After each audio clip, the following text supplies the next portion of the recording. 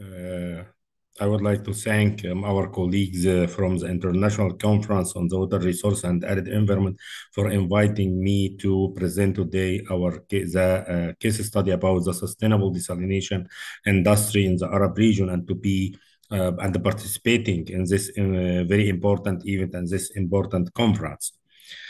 Today, we will speak about the importance of the desalination industry in our region and how it could help to fill the gap between the supply and the demand in the water resource. Globally, desalination sector is growing because the water demand is growing and the freshwater resources are depleting. There is about more than 2 billion people are currently experiencing a water stress and more 4 billion severe water scarcity. So the global water demand is increasing by about 1% every year since the 1980s. And this has put a lot of pressure on the available renewable freshwater resources. Water stress will keep rising and water demand grows and the effects of the climate change depleting or depending by 2030, the world could face 40% shortfall in water supply. The improvement of water management and desalination are increasingly more places the only available option to meet the rising water demand. Currently, there is about more than 2,000 desalination plants worldwide, producing about 500 million imperial gallon a day. Out of them, about 74% are coming from the reverse osmosis desalination plants, and the remaining are, or which is about 21%, are from the thermal desalination. So the growing are in the reverse osmosis desalination and not in the thermal technology or the old thermal technology. At present, the United Arab Emirates and the United Kingdom of Saudi Arabia or the Kingdom of Saudi Arabia are the most two big countries producing about 40% or 35% out of the total global capacity. Saudi Arabia produce about 2.3 billion cubic meter of desalinated water annually. United Arab Emirates are producing about 2.1 billion cubic meter. And in the third place, United States is coming in the third place and producing about 2 billion cubic meter per year. Globally, most of the desalination plants are from the seawater. The 46% are from desalinated seawater. And the remaining, which is about the 26% are coming from the brackish groundwater. There is other sources for reverse osmosis or treated wastewater or desalinated water, but mostly desalinated water from the thermal is decreasing, and the desalinated water from the reverse osmosis are increasing. And we are expecting also a big trend increase in the reverse osmosis in the future due to the less use of energy, and the less impacts on the environment. Globally, there is an investment of about $6.6 million of desalination in capex, or $6.6 billion annually in 2021 as a capex cost in the desalination sector, and also $11.1 billion the operational cost in the 2021, which means that there is a huge investment in the desalination sectors globally, either to build a new desalination capacity or to operate the existing desalination capacity. It's expected to be increased to be 32 billion by 2027, which is a big investment in the desalination, increasing the desalination capacity globally. The cost of the desalination coming from different items. The main costs are coming from the power cost or the energy consumption, which is about 26%, and the RO and the construction costs are measuring of about 30% out of the total, and the other items like the intake, the discharge and the construction cost, the treatment of the construction cost, the project engineering and permitting, and other items costing very less cost, which is ranges between 10% to 60% in some items. But still, the two major items in the cost are the energy consumption and the reverse osmosis and construction. This is we are speaking about the reverse osmosis desalination plants. In our region, in the Arab region, the main source of the water still is the surface water, and the renewable fresh water availability in our region declining with time and decreasing with time. In 1960, the per capita water share was about 3,400 cubic meter per capita per year. Nowadays, we are speaking about less than 400 cubic meter per capita per year. So it is declining very dramatically due to the increase of the population and the increasing of the demand. So we have to find another alternative solutions to fill the gap between the existing supply and the increasing and growing demand. Desalination is considered as one strategic option. However, there is some limitation, mainly due to the cost and the energy consumption, and also due to the environmental impacts.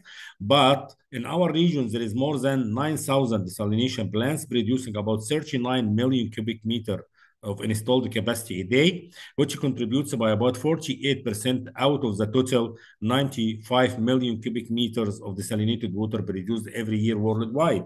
So we are in the Arab region, we are 48% out of the total global produced desalinated water. So this is also big and huge contribution for our region. We have a lot of big and mega desalination plants in our region, including Ras Al Khair in Saudi Arabia, Al Khobar, Al Tawila in United Arab Emirates, Fujairah, and Rabigh, and Shuaibah. This is producing about, some of them produce about 1 million cubic meter or 1.4 million, like Al Khobar in Saudi Arabia. This is a huge capacity exists in our region. There is a lot of challenges and impact of the desalination sector on the climate. The first challenge is the cost, of course, and as I mentioned before, at present now the consumption of energy for the reverse osmosis ranges between 3 to 5 kilowatt hour per cubic meter, with an average of 3.5 kilowatt hour per cubic meter, which is consumed huge. Of course, in the thermal, this is increased to be between 15 to 20 equivalent kilowatt hour per cubic meter. So, which means that the cost of 1 cubic meter in the thermal at the production on the cost, it ranges between 2 to 3 Riyal Saudi or Emirati dirham, which is about mainly 0.7 or 0.8 dirham dollar. And if we go to the reverse osmosis, well, this will be a little bit smaller. It will be about 0.5 or $0.4 per cubic meter. But still, it is not affordable for some of the inhabitants or the population in the Arab region, which their economic are not, they cannot subsidize the desalination or the water production. So the cost is still a little bit high and needs some investment from the government or some subsidy from the government. And it needs a high capital investment. 1 cubic meter from the desalination as a capital cost from the capacity of each desalination plants as a capital source will be between $900 to $1,200 with an average of $1,000. So if I need to build desalination plants with a capacity of 100 cubic meter per day, this means I need $100,000 for the capex cost.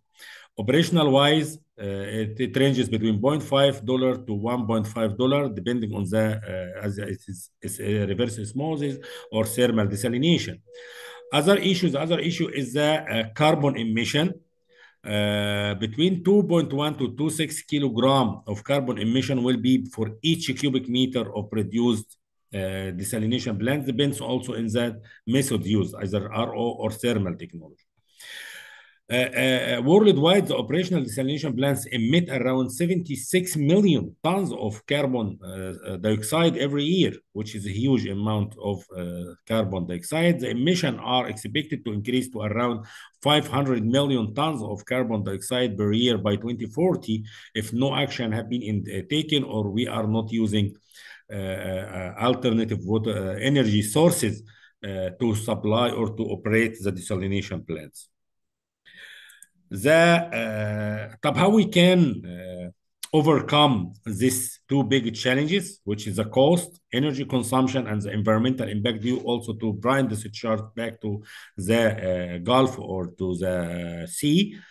First of all, we have to use renewable energy like solar desalination or desalinated plants operated by winds or nuclear energy to decarbonize the water production and to minimize the carbon dioxide emissions.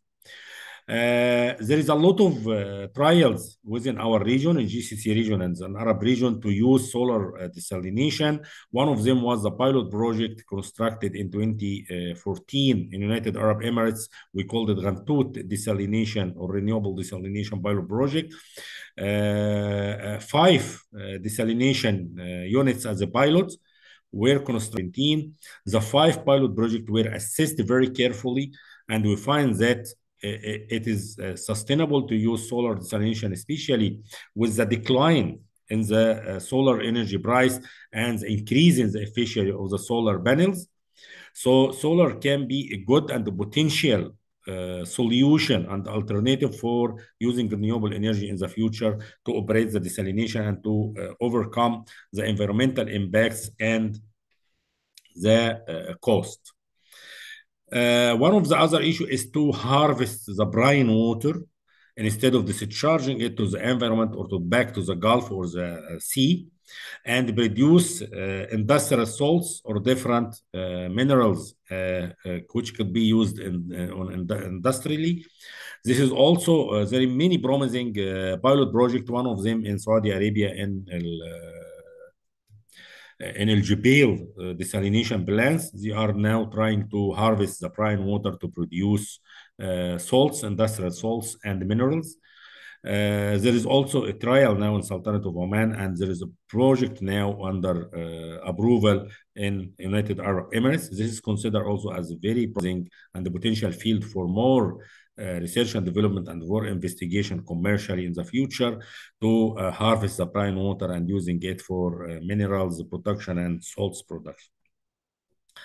One of the important issues is the impact of the chemicals used during the processing and the desalination on the marine ecosystem, and also the brine water discharge with a little bit higher temperature between 5 to 7 degrees above the ambient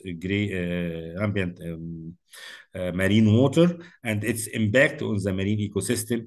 The design of the outlet of the desalination can help us to overcome this environmental impact and to dilute the water with the cold water to minimize the salinity of the brine water and also the temperature, and to minimize its impact on the marine ecosystem. Here I would like to come to a very big commercial solar desalination plants recently have been floated as a tender in the market. It is called the At-Tawila 2. At-Tawila 2 is considered as 45% of the largest than or largest than any current reverse osmosis, and it is a solar desalination plant. The tender was floated, and I think they are now under the process of the selection, of the final selection and awarding. It will produce about 1 million cubic meter a day, which is 220 million imperial gallon a day as the capacity. And the construction cost or the capex is about $874 million investment in this desalination plants. It will also produce about 45 megawatt in terms of electricity, and it will reduce about 2.4 million tons of carbon dioxide emission every year, which is equivalent to 470,000 cars out of route. The energy consumption, it is a breakthrough achievements in this desalination plants according to the design by the company awarded the project. It's expected to consume between 2.8 to 3.3 kilowatt hour only per cubic meter, which is considered as a breakthrough or big achievements in this plants. Recently, also, there is a study, big study done in many GCC region and Arab region to use even the desalination for irrigation and producing of food, not only for potable water supply and domestic supply, but also for the production of food. Recently, there is a desalination plants constructed in Saudi Arabia and in the United Arab Emirates, and there is a big study done by IDOM consultant with Wageningen University and the Ministry of Environment, Water and Agriculture in Saudi Arabia to investigate and assess the potential and the economic of using desalinated water for agriculture. In United Arab Emirates, in the Northern Emirates, there is a constructed desalination plants with a capacity of 94.4 million imperial gallon a day. And the capacity of this one is 150 million imperial. However, the production is about 95 million imperial gallon. And it will be used for irrigating about 3,200 farms. And the production cost, it is the reverse osmosis desalination plants, and the production cost is estimated to be 1.54 Emirati dirham, which is less than $0.45. And there is now they are speaking about the tariffs for using desalination plants, and the United Arab Emirates government, they put some tariffs, which is between 1.5 fils if you are using less than 20,000 gallon a day, to more than or about 2.5 fils, Emirati dirham fils per gallon if you are using more than 50,000 imperial gallon a day. The preliminary results indicating that even the desalination could be in the future using for food and improving the food security within our region. As you are all know, the food security in our region now is less than 15% in some countries, especially in GCC countries. In United Arab Emirates, it's about 13%. And I'm sure in the other GCC countries is very low, and most of the food are imported from outside the countries or our region, which also means that there is a lot of investment on or big bill or invoice for importing food from our side outside our region, which means that we have to invest more and to find alternative water solution to improve our food security ratio and the self-sufficiency ratio from the food. Desalination could be an option if we use special technologies for irrigation and the advances and the innovative technologies in the agriculture production. In general, desalination could be considered as a strategic, and as a conclusion, desalination could be considered as a strategic option for supplying the water for both the potable water supply or agriculture in the future. Innovative technologies can help us to improve the three challenges facing the desalination sector, which is the cost, the energy consumption, and the environmental impact. In terms of cost, new innovative technologies can help us to reduce it a little bit, and also using renewable energy can improve the environmental impacts by harvesting also the brine water. And the energy consumption could be, there is a breakthrough now in some desalination plants in Saudi Arabia to reach 2.2 or 2.3 kilowatt hour per cubic meter, which is also a breakthrough. So we have to have more research and development in the future to improve the desalination sector in our region, to lead and to improve and to increase the local supply, because most of the construction material or the tools and equipments coming from outside our region, I think we have to invest more to produce this locally and to increase the local supply to the desalination industry, and to have more research and focus and to build the capacity in terms of training, especially for the technician, for the operators in the desalination sector, to improve the whole process and to have the know-how and to have the capacity, the resources and the human resources capacity to lead and to improve our desalination sector in our region in the future. With this, I would like to thank you again. I would like to thank the head of the session and the chairman of the session and the team inviting me to be with you today. Thank you very much.